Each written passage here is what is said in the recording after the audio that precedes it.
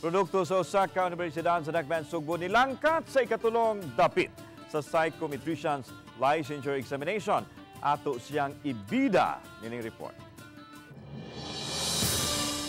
Way kabutangan sa kalipay ang gibati ni Aliyah Grace Parehinog dihanaan ko niya ang ikatulong pwesto sa bag-uhay lang na human nga Psychometrician's Licensure Examination di nakatala siya og 86.80%. Pagsalig siyang kaugalingon uban sa lig-on nga determinasyon ug ang hugot nga suporta sa iyang pamilya, mga magtutudlo og sa tibok institusyon sa University of San Jose Recoletos ug ang pag-ampo sa Ginoo ang iyang yawi sa nakabot nga kalampusan karon. I'm still overwhelmed, sir. I still haven't kind of sorted out all my emotions with this key. But, like, I prayed for this, but I didn't really expect that I would really get this. So I'm still processing pa, sir. Everything is going on.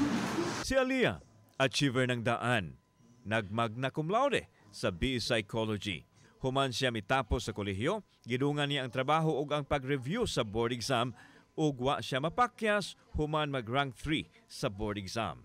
Application lang din, sir, sa ako ang learning experience sa USJR and then sa internship experiences, especially sa clinical training to customer administration, was faith and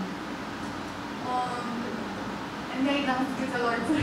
The department has tried our best that even during first year, these students are already made to understand that they have to take and pass the board exam.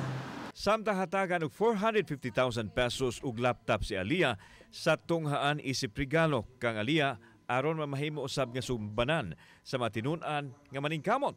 Nakakuha usab ang university og 100% passing rate. The school board has decided, and for the third place it will be 450,000 cash and a laptop.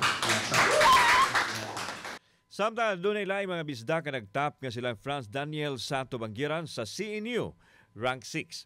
Abi Sofia Donia sa UAC, rank 8.